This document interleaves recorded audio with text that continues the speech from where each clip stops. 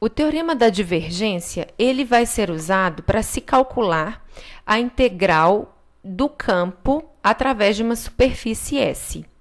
O que precisa acontecer para se usar o teorema da divergência é que essa superfície S seja fronteira de uma região sólida. Eu até brinco que seria uma superfície fechada, né? Uma superfície que envolve uma região sólida. E a nossa superfície tem que ser orientada positivamente, né? E a superfície tem que ser simples, não pode ter autointerseções.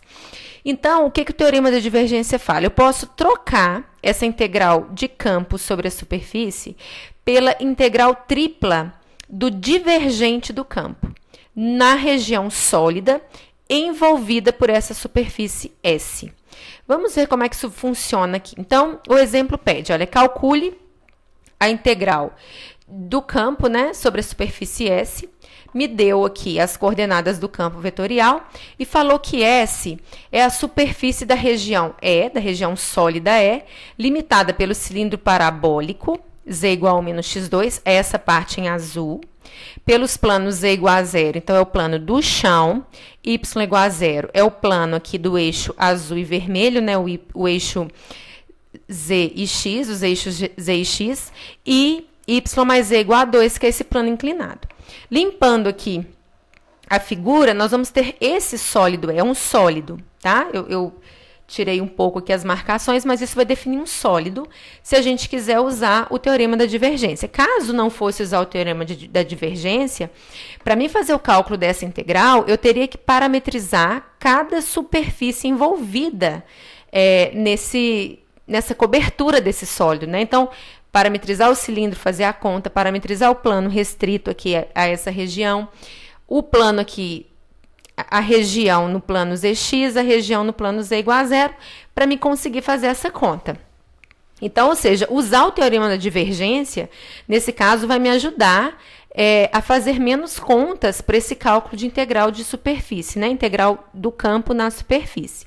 Então, vamos usar o teorema da divergência. A primeira coisa que eu preciso fazer é calcular o divergente, né, do campo. Então, como que a gente calcula o divergente de um campo F? A gente vai fazer o operador gradiente, derivada com relação a x, derivada com relação a y, derivada com relação a z, no produto escalar com o campo xy, y2 mais xz2, seno de xy. Então, vou fazer aqui. Então, vou derivar com relação a x o xy, então fica y, mais, vou derivar com relação a y essa soma, como esse termo depende de y, aqui fica 2y, e vou derivar com relação a z o seno de xy, que é 0. Então, notem, se eu não usasse o teorema da divergência, além de parametrizar cada superfície dessa para fazer a conta, eu teria que substituir a parametrização aqui no campo. Notem, eu ia trabalhar com exponencial, seno, ia ser uma integral bem comprida, né, de se fazer. Aqui eu estou trocando toda a integral do campo pela integral do divergente, que é 3y. Então, agora o que eu preciso fazer pelo teorema da divergência é fazer a integral no sólido, né, no sólido E, desse divergente que é 3y. Então, agora o que eu preciso fazer é a integral tripla no sólido E de 3y diferencial de volume. Lembrando aí como é que a gente faz a integral tripla, eu vou ter que fixar uma das variáveis x, né? Pode ser x, ver a variação de y, ver a variação de z, se eu quiser continuar em coordenadas cartesianas.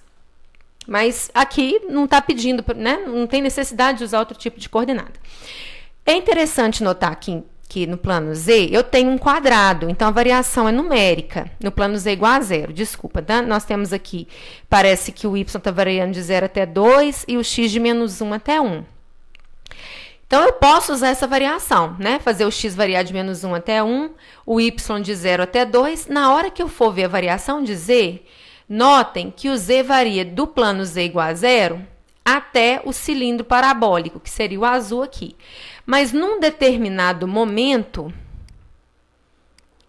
o z para de sair do plano z igual a zero e chegar no cilindro parabólico e começa a sair do plano z igual a zero e chegar no plano, por exemplo, z igual a menos 2y. Então, vou ter que dividir em duas integrais aqui e saber bem o que vai acontecer quando que essa interseção ocorre. Eu não vou querer fazer isso. Ao invés de dividir em duas integrais, eu vou trabalhar, em vez de trabalhar com essa região aqui, ó, de xy, eu vou trabalhar com essa daqui, ó, em zx. Em zx, eu vou ter uma região, deixa eu desenhar ela aqui, assim, né? Dada por essa equação, z igual a 1 menos x2. Nós vemos aqui que a variação é de 1 até menos 1, dá para fazer essa conta, né? Só fazer z igual a 0 aqui, que a gente acha que x é igual a mais ou menos 1. Então, o x varia de menos 1 até 1, enquanto isso, z varia de 0 até a equação da parábola, que é 1 menos x2. E aí, o que acontece? Já tendo essa variação aqui, eu já variei o x, já variei o z, só falta variar o meu y. Então, a gente pode notar que o y sai do plano y igual a 0 e sempre chega no outro plano, ó. Então, eu não vou precisar dividir em duas integrais. Então, a variação de y vai ser de 0 até esse plano aqui. Quem que é esse plano? Y mais z igual a 2. Como eu estou em y, esse é o plano y igual a 2 menos z. Então, vai ser de 0 até 2 menos z. Vou colocar essa variação aqui na minha integral. Então, eu decidi fazer variação de x de menos 1 até 1. Então, minha última variável de integração é dx.